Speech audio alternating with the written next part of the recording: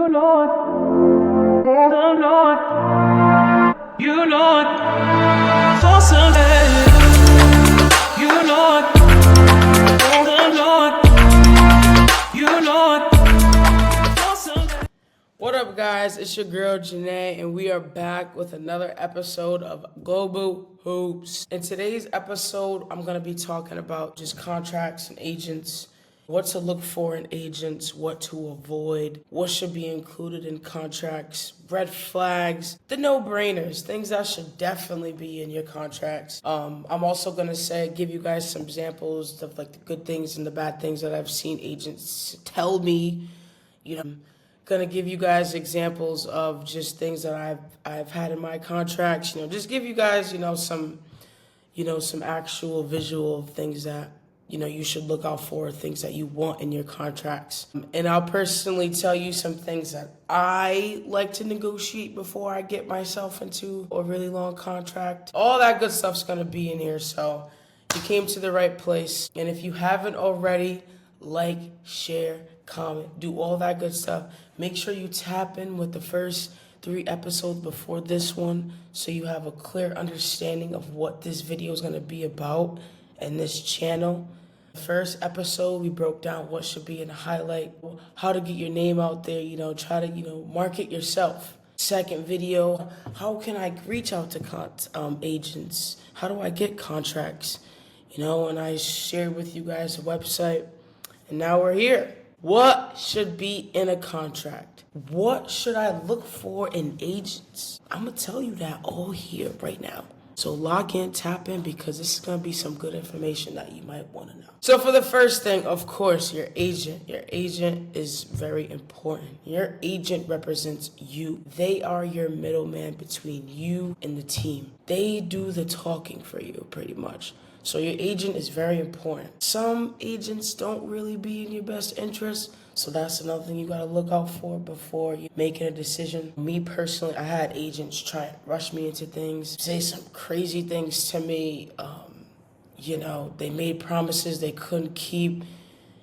Said things that didn't go in my best interest, all those things. Everybody goes through different things with agents. You just got to be careful. You just got to make the right decision. So the first thing to avoid that I personally think people should see as a red flag and run from is if an agent is asking you to pay up front. Why am I about to pay you when you're about to represent me and you be getting all these agent fees and stuff like that?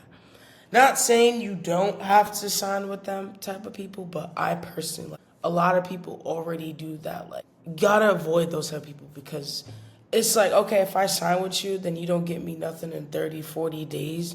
It was like I just gave you money for no reason when you could have been, doing the research, getting my film out there, doing all that in that 30, 40 days, and maybe we could have talked. And that goes into my second thing to avoid. Avoid an agent if they can't tell you what they can do for you. Me personally, I've seen, I've heard so many different things about agents, and I'm glad I did. And so early in my overseas career that now I'm willing to pick out the good one versus the bad ones. It's like, if you can't tell me what you can do for me, why am I gonna try and work with you? An agent should tell you, okay, send me a highlight, I'm gonna send it to these teams, I have connections here, okay, we'll go from there.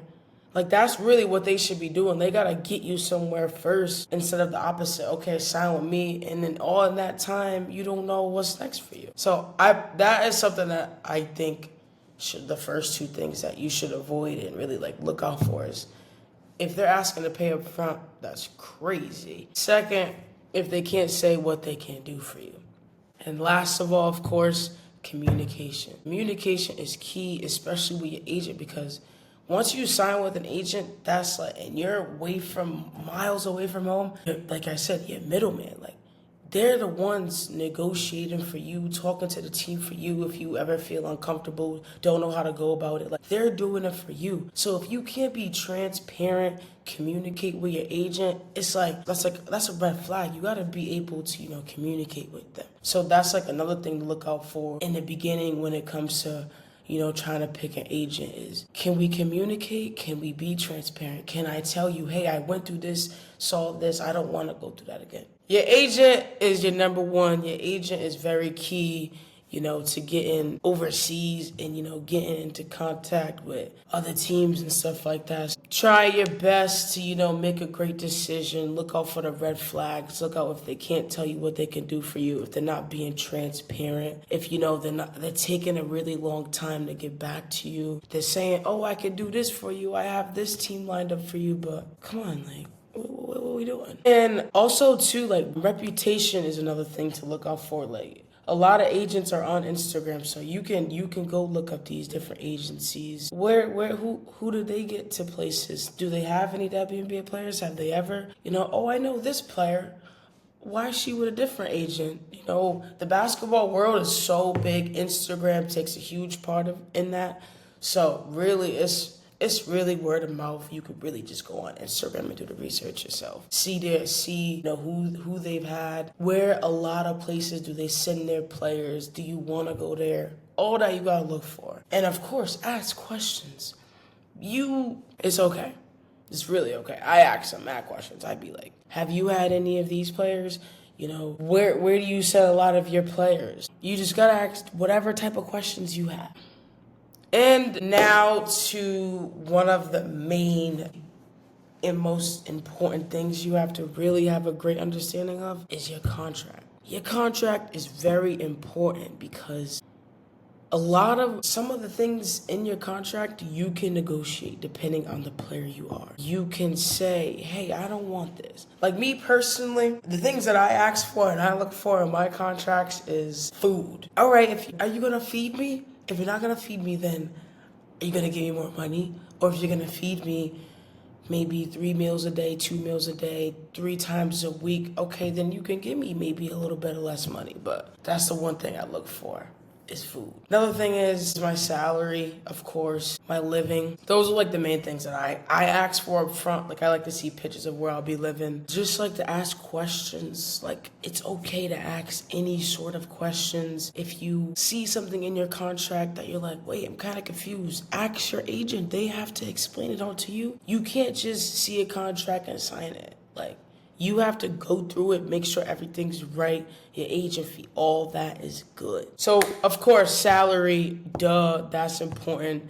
Depending on the type of player you are, you can negotiate how much money you can get. Make sure you know when you're getting paid, how you're getting paid. What happens if you don't get paid on time? How does that affect anything? All that stuff. So salary is the very most important thing, of course. The length. How long are you going to be there? Are you okay with being gone for 6-7 months? You got to make sure you bring all the right, do you need a jacket? Is it going to be cold, warm, the weather, all that. The length is very important too because that goes with the salary. All right, if I'm going to be here for 7 months, I got to be getting either paid weekly, bi-weekly. I got to be able to manage my money. So length. Housing. Where am I living? Who am I living with? Do I have roommates? Am I by myself?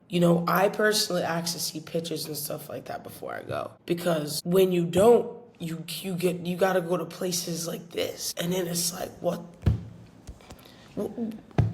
Really? Sleepover. So I learned my lesson. When I didn't ask about where I'll be staying, look what happened. So make sure you ask.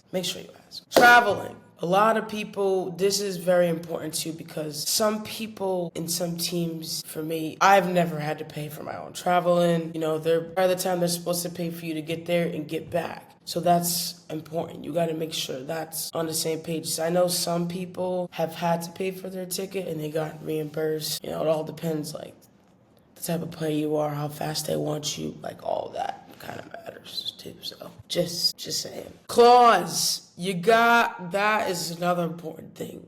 I've learned my lesson with that. I went through something where I had to kind of terminate, leave, whatever you want to call it. We'll get into that later. But clause, this is important because let's say if anything happens to you, a family member, anything, God forbid, whatever, and you need to leave, go home, whatever happens, anything. You got to make sure there's some type of clause, any termination, any agreement, any of that, if it'll affect you, if they'll let you, all that, because you'd be surprised. These teams be weird.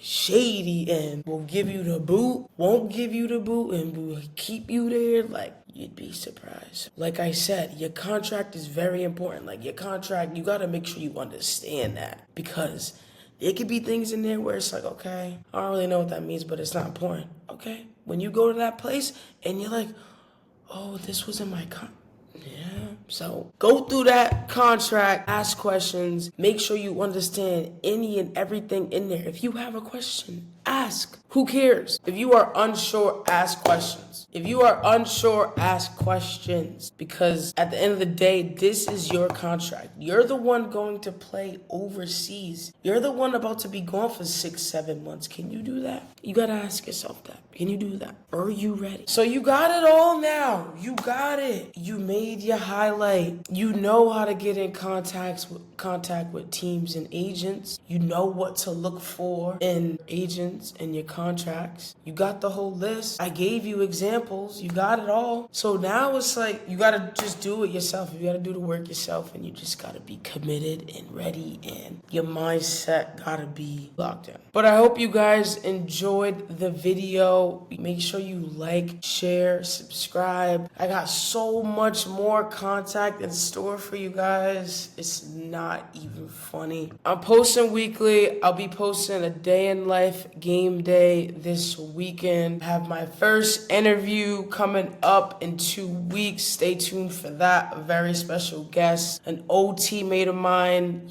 Very excited for that. She's very excited. So I'm really happy for this. Make sure you guys stay tuned.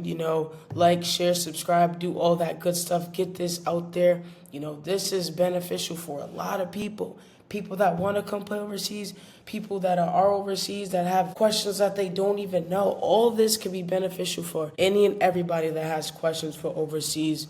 You came to the right place with Global Hoops with your girl, Janae Crooms. See you guys on the next episode of Global Hoops.